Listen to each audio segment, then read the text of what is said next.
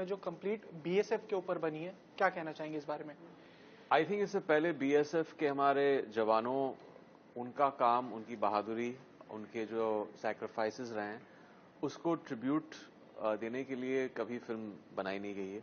Army officers पे बनी है, हमारे पुलिस पे बनी है, लेकिन ये पहली बार हमारे बीएसएफ ऑफिसर्स का ट्रिब्यूट है, उनको एक ट्रिब्यूट है, और ये एक बहुत बड़ी बात है।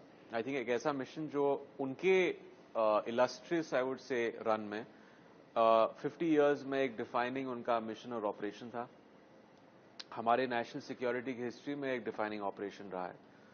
तो एक बहुत बड़ी बात है और एक बहुत ही एक्स्ट्रॉर्डनरी कहानी है जो आई फील हमारे सारे सिटीजन्स इनको, इस कहानी को देखना चाहिए, और इंफॉर्मेशन के तौर पे और एक एंटरटेनमेंट के तौर पे भी। तो जब भी हम आर्मी की बात करें, बीएसएफ की बात करें, तो कंधों पे एक बहुत बड़ी जिम्मेदारी आती है। जब भी हम यूनिफॉर्म की बात करते हैं, तो क्या आपको आपके कंधों पे इतनी बड़ी जिम्मेदारी लगी कि आप किसी को, एक आर्मी ऑफिसर को रिप्रेजेंट कर रहे हैं स्क्रीन के ऊपर?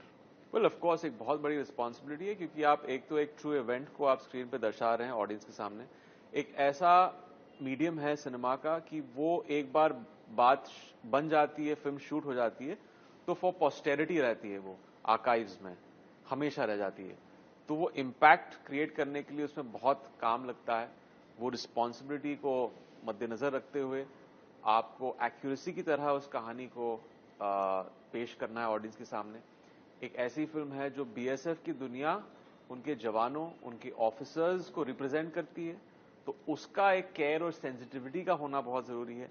और उसके अलावा इन ऑफिसर्स ने, जिन्होंने अपनी जान को दाव पे लगा कि एनकाउंटर में एक हाई रिस्क प्रोफेशन में ये सारा जो काम किया है उन्होंने, दुबे जी हो या बीनू, मिस्टर बीनू, एसपी त्रिवेदी जी, इन सारे ऑफिसर्स ने जिस तरह डिलीजेंटली ये काम किया है, वो ठीक तरह से रिसर्च करके पेश करना, वो एक बहुत ही इंपॉर्टेंट चीज थी जो हमारी क्रू ने, we were very cognisant of that कि हमें ये बहुत मेहनत करनी है इस चीज में।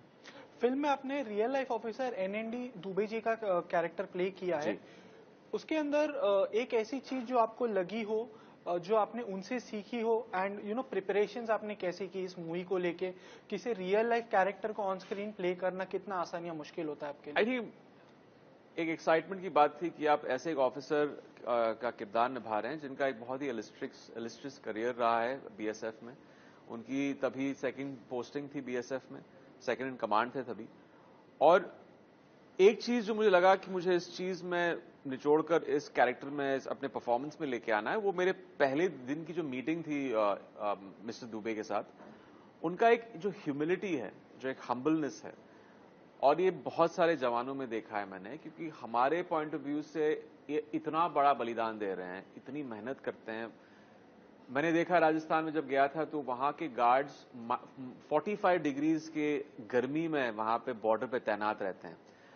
11-11 महीने उनकी ड्यूटी चलती है, वो अपने फैमिली से नहीं मिलते हैं, आइसोलेटेड जगह में रहते हैं, उनका कम्युनिकेशन कट हो जाता है उनके फैमिली से, दोस्तों से। बहुत बड़ी बात है जो करते हैं, और इसको हमें कहीं एक्नॉलेज करना चाहिए। तो वो चीज है, और मिस्टर दुबे की ह्यूमिलिटी, उस चीज को डिस्टिल करके इस परफॉर्मेंस में लेके आना, क्योंकि उन्होंने मुझसे कहा कि ये तो हमारी ड्यूटी है, सिर्फ ये एनकाउंटर जब हमने किया था, ये तो हम, it was just another day of the job, क्योंकि हम अपने देश से प्यार करते हैं, अपने देश के नागरिकों से प्यार करते हैं। तो उस फीलिंग को, वो फीलिंग ऑफ पेट्रियोटिज्म को लेकर आना, एक फीलिंग और इमोशन में उस कैरेक्टर में, वो बहुत इंपॉर्टेंट था। फिल्म में जो ऑपरेशन दिखाया गया है वो कश्मीर वैली में जो इंसिडेंट हुआ था उस पर दिखाया गया है। सो कश्मीर को लेके आपका क्या पर्सपेक्टिव था पहले, एंड शूटिंग के दौरान जब आपने कश्मीर को देखा, वहां के लोगों को देखा, एंड शूटिंग के बाद, फिल्म बनने के बाद आपका पर्सपेक्टिव कितना चेंज हुआ है कश्मीर को लेके या वहां के लोगों को लेके? बस जैसे हम जब जानते हैं कि कश्मीर अपनी हिस्टोरिकल, पॉलिटिकल, जियोग्राफिकल टेंशन्स की वजह से दुनिया का सबसे सेंसिटिव और कॉम्प्लेक्स जगहों में से एक है,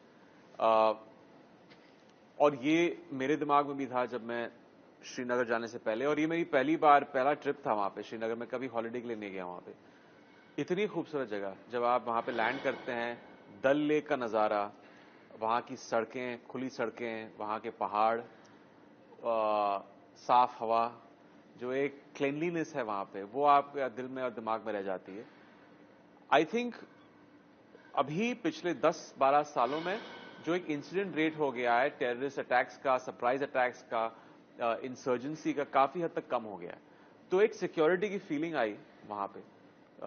वहां के लोग भी बहुत अच्छे थे, अदब से बहुत रिस्पेक्टफुली वो पेश आए, बहुत सपोर्टिव थे, बहुत प्यार मिला हमें श्रीनगर में। और ये परसेप्शन हमारा चेंज होना चाहिए कश्मीर के प्रति और श्रीनगर के प्रति। वहां पे मैंने देखा कि बहुत सारे टूरिस्ट भी आने शुरू हो गए।